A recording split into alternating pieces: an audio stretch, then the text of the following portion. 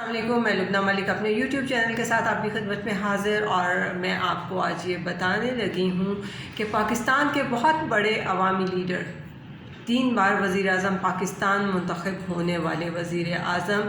جو گوال منڈی یعنی کہ لاہور کے ایک چھوٹے سے تنگ و تاریک مکان میں پلے بڑھے، اور جب جمہوریت کی خدمت کرنے کے ارادے سے سیاست میں آئے تو کمال ہی کر ڈالا۔ جی بالکل، انہوں نے کمال ہی کر ڈالا، اور مزے کی بات یہ ہے کہ وہ کہتے ہیں کہ میرے ہاتھ بالکل صاف ہیں، میں نے کچھ غلط نہیں کیا اور نہ ہی میں نے عوام کو تنگ کیا ہے، اور جو کچھ بھی میں نے کام کیے ہیں ان کا میں نے پراپرلی معاوضہ وصول فرمایا ہے۔ انہوں نے یہ معاوضہ کیسے وصول فرمایا یہ تو ہم آگے چل کے دیکھتے ہیں کہ وہ کیسے یہاں تک آن پہنچے کہ اس وقت وہ لندن میں ایون فیلڈ اپارٹمنٹس میں بیٹھے ہوئے ہیں اور وہاں پہ بڑے مزے سے بیٹھے ہوئے ہیں۔ تو یہ کیسے ممکن ہوا؟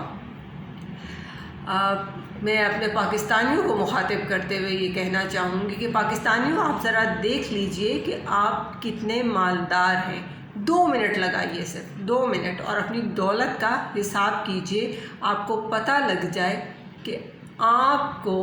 کس طرح سے شریف خاندان کی یا عمران خان کی یا کسی بھی دوسرے سیاسی لیڈر کی حمایت کرنا ہے، کیونکہ یہاں پہ ابھی میں آپ کے سامنے یہ چیز ثابت کرنے والی ہوں کہ شریف خاندان، خاص طور پہ آپ کے سامنے ہے کہ شریف خاندان کا بہت بڑا لیڈر نواز شریف عوام کا کس طرح سے دشمن نمبر 1 ہے۔ نواز شریف لاہور میں اپنے جس گھر میں رہائش پذیر تو اب وہ نہیں ہے، ظاہر ہے وہ رہائش پذیر تو لندن میں ہے، لیکن ان کا لاہور میں جو گھر جاتی عمرہ میں بنا ہوا ہے، جس کو رائیونڈ محل کہا جاتا ہے، اس کا احاطہ 25,000 کنال ہے، اور یہ وہ دور ہے کہ جہاں پہ کسی کو 2 کنال کا گھر بھی لاہور جیسے شہر میں مل جائے نا تو وہ بھی سمجھتا ہے کہ میں بہت بڑا رئیس ہوں اور میں نے بس حاصل کر لیا جو کرنا تھا۔ تو اس کے پاس 25,000 کنال پر محیط گھر ہے، جس کی مارکیٹ ویلیو اربوں میں ہے۔ مری میں ایک عالیشان محل نما گھر، اور چھانگلہ گلی ایبٹ آباد میں زمین بھی ہے، ایک مکان بھی ہے، مال روڈ مری پر ایک شاندار قیمتی بنگلہ بھی ہے، شیخو پورہ میں 88 کنال کی ایک زمین بھی ہے، لاہور اپر مال میں ایک مکان ہے، اور اس کے علاوہ 1700 کنال کی مختلف اراضی موجود ہے۔ اس کے ساتھ ساتھ ان کے گھر کا سالانہ بجٹ 27 کروڑ روپے ہے، اور اس گھر میں جو ملازمین ہیں جو وہاں پہ کام کرتے ہیں، آپ ان کی تنخواہوں کا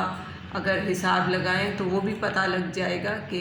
وہ ان کو کتنی تنخواہیں ادا کی جاتی ہیں۔ بہرحال یہ تمام چیزیں تو ہیں، اور آفس جو ہے اس کا ماہانہ خرچ 6 کروڑ روپے ہے۔ تو آپ یہ دیکھیے کہ یہ تمام کی تمام سہولیات جو ان کو حاصل ہیں، کیا وہ کسی اور پاکستانی شخص کو حاصل ہیں؟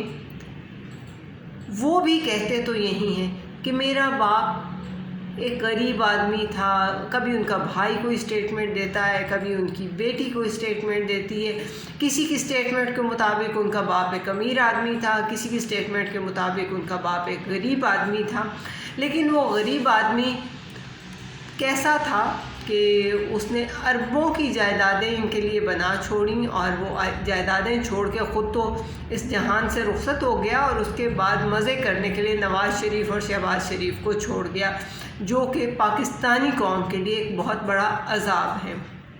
بہرحال 80 ملین پاؤنڈز کی جائیدادیں جو ہیں ان کی سینٹرل لندن کے پاس بھی ہیں، اور کچھ عرصہ پہلے آپ کے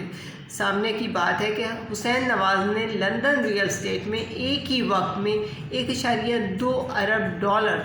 یا دوسرے لفظوں میں ہم کہیں کہ 1200 ملین ڈالر کی سرمایہ کاری کر کے دنیا کو حیران کر دیا گیا تھا۔ اور یہ تمام دولت، یہ تمام جائیدادیں ان کے پاس کہاں سے آئیں، کیسے آئیں؟ یہ چیز ایک اہم ترین سوال ہے، ایک بہت بڑا کویسچن مارک ہے ان لوگوں کے لیے جو ابھی تک یہ جانتے ہی نہیں کہ انہوں نے کتنی کرپشن کی ہے اور پاکستان میں انہوں نے عوام کو کتنا لوٹ کھایا ہے۔